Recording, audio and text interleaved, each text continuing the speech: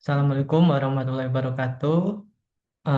Di sini kami dari kelompok PTM A2F akan mempresentasikan tugas proyek kami dengan judul Sistem Filtrasi Air untuk Monitoring Tambak Ikan. Sebelum ke presentasinya, izinkan saya dan teman-teman saya memperkenalkan diri. Perkenalkan, nama saya Muhammad Aditya Firmansyah dari Teknik Robotika dan Kecerdasan Buatan dengan NIM 163251092. Perkenalkan, saya Elke Malfaturi dari Prodi Teknik Robotika dan Kecerdasan Buatan dengan NIM 163251020. Perkenalkan, nama saya Muhammad Jafar Zulfian Firdaus dari Prodi TRKB dengan NIM 163251055. Ya, perkenalkan nama saya Kelananta dari Rekayasa Nanoteknologi dengan NIM 162221093. Perkenalkan, nama saya Bisin dari Samsung dari Prodi Rekayasa Nanoteknologi dengan NIM 162251014. Perkenalkan, nama saya Putri Amalia Nuriski dari Prodi Rekayasa Nanoteknologi dengan NIM 162251081. Perkenalkan, saya Alezi Kaila dari Teknik Industri dengan NIM 165251020. Perkenalkan, nama saya Fadil Rasyad dari Prodi Teknik Industri dengan NIM 165251082. Perkenalkan, nama saya Raffi Azam Martiansyah dari Teknik Industri dengan NIM 165525117. Perkenalkan, nama saya Aywan Nurfasabila dari Produksi Teknologi Sesdata dengan NIM 164251028. Oke, perkenalkan, nama saya Junasal Zainal Temulia dari Prodi Teknologi Sesdata dengan NIM 164251030. Perkenalkan, nama saya Amelia Cimibas dari Prodi Teknologi Sesdata dengan NIM 164251098. Perkenalkan, saya Muhammad Arif Pramansyah dari Prodi Teknik Elektro dengan NIM 166251038. Perkenalkan, nama saya Rafa Manata dari Teknik Elektro dengan NIM 166251039. Baiklah, presentasi selanjutnya akan dilanjutkan oleh rekan saya. Baik, sebelum masuk ke penjelasan lebih lanjut mengenai sistem monitoring tambah air, sebelumnya kami akan menjelaskan latar belakang permasalahan yang kami. Yang pertama-tama adalah kualitas air merupakan faktor utama yang menentukan pertumbuhan dan kelangsungan ikan. Mana hal ini dapat terjadi penurunan kualitas air yang dapat disebabkan oleh yang pertama, air hujan yang membawa polutan dan mengganggu stabilitas pH dalam tambah air, senyawa suspensi yang menyebabkan kekeruhan, dan juga senyawa terlalu berbahaya seperti amonia, logam berat, dan hidrogen sulfida. Kekeruhan air ini dapat menghambat penetrasi cahaya matahari sehingga fotosintesis pada fitoplankton. Penurunan fotosintesis dapat menyebabkan kadar oksigen terlalu kurang sehingga ikan dapat mudah stres dan pertumbuhannya pun menjadi terhambat. Selanjutnya akan dijelaskan oleh rekan saya. Ya, saya lanjutkan ya. Jadi sebenarnya permasalahan kualitas air yang buruk dapat dicegah dengan melakukan pemantauan yang rutin. Namun sayangnya masih banyak pemantauan kualitas air yang dilakukan secara manual ataupun memiliki sistem kontrol yang buruk. Jadi bisa disebabkan oleh adanya human error atau kesalahan teknis pada sistem kontrol. Jadi akibatnya perubahan kualitas air sering terlambat terdeteksi sehingga pengolahan atau pergantian air tidak dilakukan secara tepat waktu. Seperti itu, selanjutnya akan dibahas oleh rekan saya.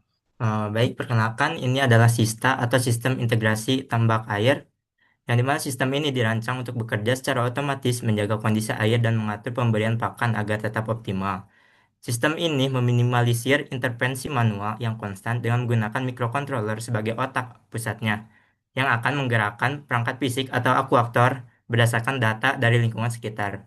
Nah, bisa kita lihat di sebelah kirinya, itu adalah monitoring dan pusat kendali, yang dimana sistem ini dikendalikan atau dilengkapi dengan sensor pH atau sensor hujan. Fungsinya adalah untuk memantau tingkat keasaman air dan mendeteksi hujan presipitasi untuk melindungi kolam secara instan. Semua ini dilakukan melalui pemantauan real time, sehingga parameter lingkungan kolam dipastikan selalu berada dalam batas yang aman bagi ekosistem ikan. Lalu selanjutnya ada di bagian tengah ada microcontroller, yang dimana itu sebagai pusat kendali atau sistem. Ia bertugas memproses seluruh data lingkungan dari sensor untuk kemudian memberikan perintah yang tepat guna mengaktifkan perangkat-perangkat di kolam. Lalu ada di bagian sebelah kanan kita melihat bagaimana sistem respon dan perawatan otomatis atau aktuator. Nah, di sini berdasarkan dari perintah microcontroller ada tiga hal utama yang terjadi. Yang pertama itu sistem pakan dan heater otomatis. Sistem ini akan mengatur jadwal, pakan nutrisi, dan menyalakan pemanas air atau heater untuk menjaga suhu agar tetap stabil dan presisi. Lalu yang kedua ada sirkulasi pompa melalui relay. Sistem ini menggerakkan pompa air untuk memastikan oksigenasi yang baik, menjaga sirkulasi air tetap bersih. Lalu yang ketiga ada otomasi berbasis kondisi. Perangkat-perangkat ini hanya bekerja saat dibutuhkan saja. Hal ini sangat penting untuk meningkatkan efisiensi energi dan menghemat sumber daya tambak. Lalu, sebagai kesimpulan dari Sista ini, yang dimana membaca kondisi lingkungan secara real time yang memproses secara cerdas dan meresponnya secara otomatis untuk menjaga ekosistem tambak tetap ideal tanpa perlu pengawasan manual terus-menerus. Baik, jadi Sista ini merupakan alat yang berfungsi untuk memantau dan mengondisikan air tambak secara otomatis berbasis sensor yang dirancang untuk menjaga stabilitas ekosistem air secara real time, sehingga mampu merespon penurunan kualitas air tanpa perlu pengawasan manual selama 24 jam. Fungsi utama dari Sista sendiri, yang pertama yaitu memantau parameter lingkungan air seperti pH, tingkat kekeruhan, suhu secara real time 24 jam. Alat ini mengawasi kondisi keasaman atau pH, kebersihan atau keruhan air, hingga suhu kolam tanpa henti, agar parameter lingkungan selalu berada dalam batas aman bagi ekosistem ikan. Fungsi yang kedua yaitu otomasi berbasis kondisi atau sistem on demand. Artinya, alat-alat pendukung seperti pompa, heater, atau aerator tidak menyala konstan selama 24 jam, melainkan hanya akan bekerja secara otomatis ketika sensor mendeteksi adanya parameter yang memburuk. Mekanisme kerja dan keunggulan akan dilanjutkan oleh teman saya. Baik, untuk mekanisme kerjanya mendeteksi kekurangan air dan hujan, mengaktifkan sirkulasi pompa melalui relay. Saat sensor mendeteksi presipitasi air hujan atau kekurangan akibat sisa pakan, mikrokontroller akan mengirim sinyal lewat relay untuk menyalakan pompa air. Sirkulasi ini berfungsi menjaga kebersihan air kolam sekaligus membantu proses oksigenasi. Mendeteksi penurunan suhu air ketika cuaca dingin atau hujan menyebabkan suhu air turun di bawah batas ideal ikan, mikrokontroller akan memerintah heater otomatis untuk menyala menjaga suhu air agar tetap stabil secara presisi. Menjadwalkan pemberian nutrisi. Selain pengondisian air, sistem pusat kendali ini juga sudah diatur untuk menggerakkan wadah pakan otomatis secara terjadwal. Ini memastikan pemberian nutrisi ikan tepat waktu tanpa intervensi manual yang konstan. Mencapai kondisi normal, setelah kualitas air, suhu, dan kebutuhan pakan terpenuhi, serta kembali ke parameter normal, mikrokontroller akan mengaktifkan perangkat fisik tersebut dan kembali ke mode siaga atau standby untuk efisiensi energi. Keunggulannya adalah mencegah risiko kematian ikan akibat perubahan cuaca mendadak. Keunggulan utamanya adalah pelindungan kolam secara instan. Alat ini mampu mencegah ikan stres atau mati massal saat terjadi hujan deras atau perubahan suhu ekstrim di malam hari. Menghemat konsumsi energi listrik secara signifikan karena perangkat ini fisik aktuator hanya bekerja saat benar-benar dibutuhkan. Konsumsi energi dan sumber daya tambah menjadi jauh lebih efisien dibandingkan sistem konvensional. Menghemat waktu dan mengurangi beban kerja pengecekan manual.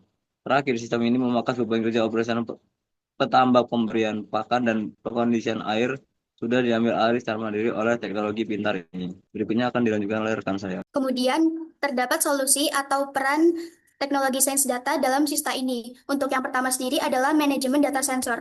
Pengolahan data multiparameter, yaitu pH, DO, amonia, suhu, dan kekeruhan untuk mendeteksi pola penurunan kualitas air. Proses ini akan melibatkan pembersihan dan integrasi data mentah yang dikirim oleh sensor Internet of Things atau IoT secara berkala. Melalui analisis statistik ini, tren fluktuasi parameter yang membahayakan ekosistem tambak dapat diidentifikasi lebih awal. Kemudian yang kedua yaitu sistem peringatan dini. Pembuatan model machine learning berakurasi tinggi untuk memprediksi perubahan kondisi air sebelum terjadinya kerusakan. Model algoritma ini akan dilatih menggunakan data historis tambak agar mampu mengenali tanda-tanda anomali lingkungan. Ketika potensi penurunan kualitas air terdeteksi, sistem akan langsung mengirimkan notifikasi peringatan kepada petambak melalui platform digital. Selanjutnya akan dilanjutkan dengan rekan saya. Oke, selanjutnya adalah otomatisasi berbasis data, yaitu memasukkan hasil analisis prediktif ke dalam sistem kendali otomatis untuk filtrasi dan aerasi tambak. Jadi ini tuh seperti hasil analisis sistem itu tidak hanya ditampilkan, tetapi langsung digunakan untuk mengendalikan tambak secara otomatis. Contohnya itu kayak misalnya saat kadar oksigen itu terlarut menurun, sistem itu akan langsung mengaktifkan aerator. Nah, terus ketika kekeruhannya itu meningkat, sistem juga bisa menyesuaikan filtrasi air tanpa menunggunya intervensi dari manusia atau intervensi manual. Jadi dengan otomatisasi ini, pengelolaan tambak bisa menjadi lebih cepat, efisien, dan konsisten. Terus yang terakhir yaitu mengurangi risiko. Pemanfaatan pendekatan berbasis data untuk menjaga kualitas air tetap optimal, mencegah hambatan pertumbuhan, dan menekan mortalitas ikan. Jadi dengan menggabungkan solusi yang telah dipaparkan tadi, yaitu manajemen data sensor, sistem peringatan dini, dan otomatisasi berbasis data, jadi risiko budidaya ini dapat ditekan, sehingga kualitas air itu bisa tetap optimal, pertumbuhan ikan juga bisa lebih stabil, dan angka mortalitasnya dapat dikurangi. Sehingga pada akhirnya itu pendekatan berbasis data ini tuh bisa meningkatkan produktivitas sekaligus mendukung aquaculture yang berkelanjutan. Selanjutnya akan dijelaskan oleh rekan saya yang selanjutnya.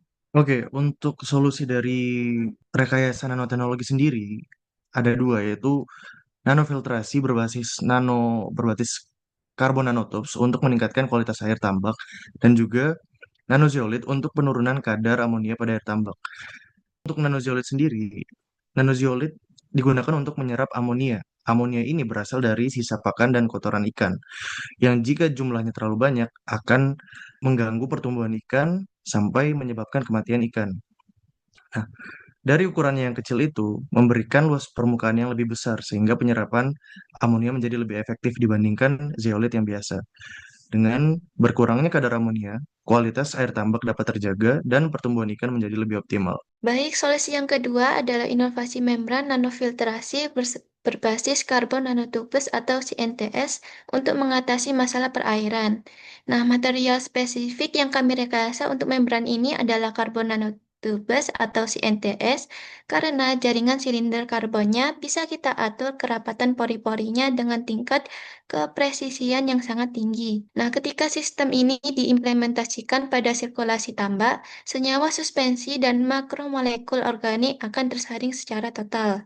Hasilnya, air tambak yang tadinya keruh akibat kotoran akan menjadi jernih kembali. Saat jernih kembali, penetrasi cahaya matahari bisa menembus sampai ke dasar tambak. Cahaya matahari ini akan memicu fitoplankton atau alga baik untuk melakukan fotosintesis secara maksimal. Seperti yang kita tahu, fotosintesis ini menyuplai oksigen terlarut di dalam air. Dengan kadar oksigen yang melimpah dan zat racun yang tersaring, ikan akan terhindar dari stres permanen dan laju pertumbuhan metabolisme menjadi normal. Baik, selanjutnya solusi dari teknik industri. Jadi dari sudut pandang teknik industri, fokus utama dari produk ini adalah untuk memastikan sistem monitoring dan filtrasi air tambak dapat beroperasi secara efisien, ekonomis, dan berkelanjutan. Analisis ini dilakukan dengan membandingkan biaya operasional antar tambak konvensional yang menggunakan aerator selama 24 jam dengan sistem cerdas berbasis sensor yang bekerja sesuai kondisi kualitas air. Perbandingan ini digunakan untuk mengukur penghematan energi listrik serta menilai kelayakan investasi melalui perhitungan return of investment. Baik, untuk selanjutnya yaitu pada bagian optimasi rantai pasok atau supply chain, yaitu merancang sistem persediaan dan rantai pasok untuk komponen filtrasi serta perangkat IoT yang digunakan pada tambak. Sistem persediaan dirancang untuk menentukan waktu penggantian media filtrasi yang paling optimal berdasarkan umur pakai dan tingkat penggunaannya. Dengan begitu, kinerja sistem tetap terjaga dan resiko kerusakan atau penurunan kualitas dapat diminimalkan. Selain itu, kami juga merancang rantai pasok agar proses pengadaan, distribusi, dan ketersediaan suku cadangan dapat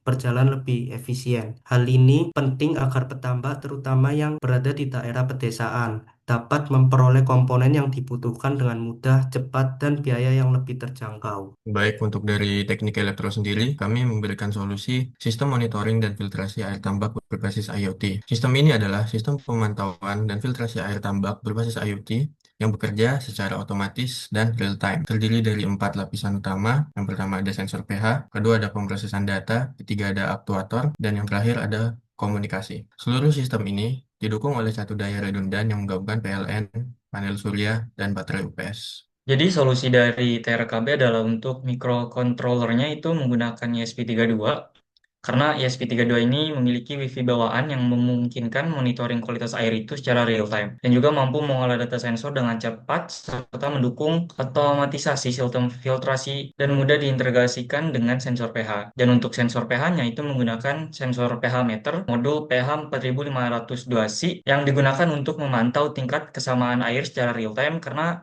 sensor pH ini merupakan salah satu indikator yang sangat penting untuk kualitas air tambak dan sensor ini membantu mendeteksi perubahan kondisi air lebih cepat sehingga kualitas air itu dapat dijaga tetap optimal untuk pertumbuhan dan kesehatan ikan. Dan keunggulan lain dari ESP32 ini adalah dia bisa diintegrasikan dengan Biving sehingga pemilik tambak itu dapat langsung memonitoring kondisi air tambaknya secara langsung. Demikian presentasi dari kelompok PTM A2F. Kurang lebihnya kami minta maaf. Sekian dari kami akhiri. Wassalamualaikum warahmatullahi wabarakatuh.